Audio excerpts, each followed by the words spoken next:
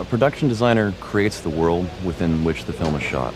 Um, when you read a book, you imagine a place, a room, a forest, clouds, seas, boats, cars, whatever. You create a vision of the world that the book or the character is placed in.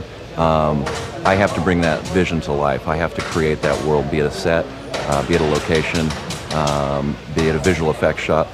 The designing of that and then ultimate creation of that is what I do. This script was a daunting script. It's a big, epic scope picture, and it was frightening when you first read the script. You think, how am I ever going to bring this to life? We're in multiple spacecraft docking at space stations, flying to asteroids through thousands of miles of space. We're landing on asteroids. We're crashing on asteroids. We're saving the world. I mean, it's a process. You let your mind wander in the beginning and put down on paper illustrations, anything, and then you break that down. And is that possible? Could we create that? How do we bring that vision to the screen?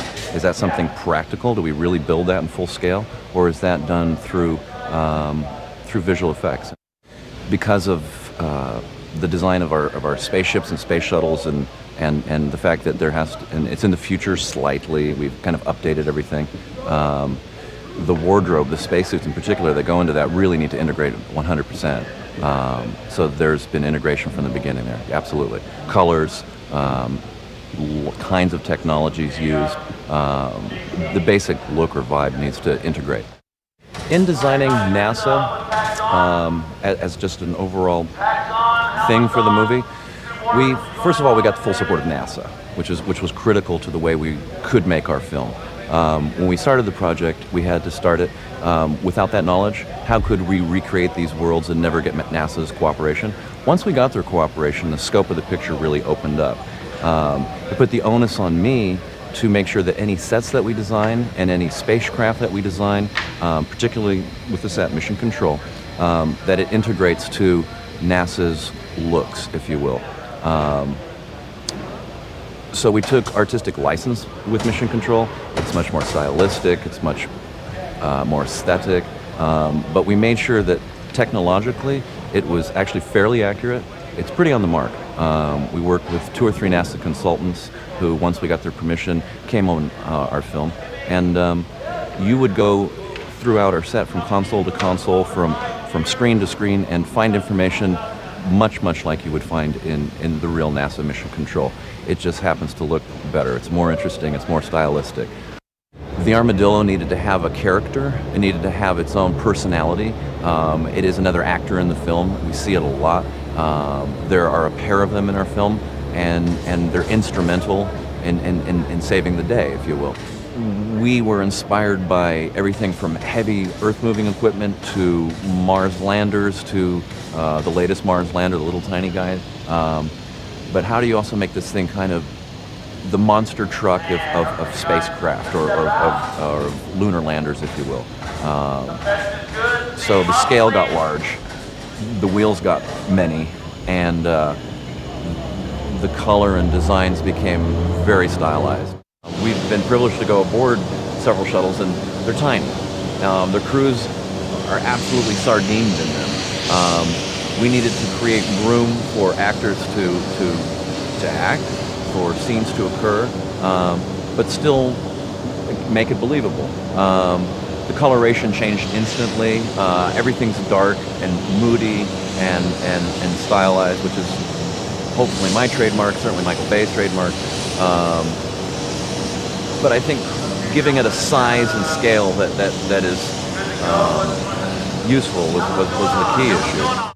When you read the script, you have a blank canvas. The asteroid can be anything you want it to be. Again, it's the force of evil in our film. It is the thing that is going to take away life as we know it on Earth. So when we land on this asteroid, I mean, it has to reflect that personality.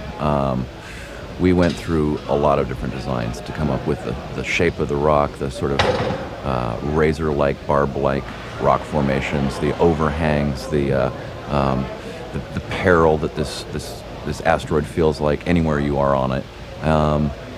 And we've now built a very large set, where we're doing all the live action work. And we've also designed the asteroid in its entirety and various visual effects scales of the asteroid.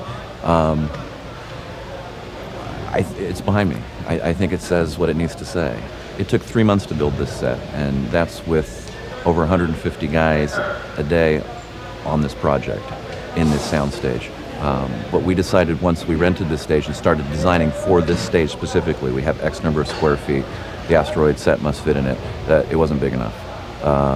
We couldn't get any bigger sound stages. We checked into airplane hangars, we checked into distant locations, and we decided that we would make the stage bigger. We've excavated 20 feet below the stage level.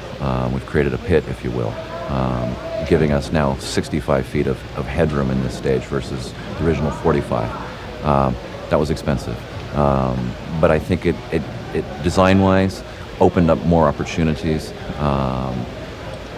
And ultimately, even though it was expensive, I think has some major cost savings. This set, we can shoot most of this sequence and most of this movie live action. There's many vantage points, many levels you can shoot from, many little caverns and points of view.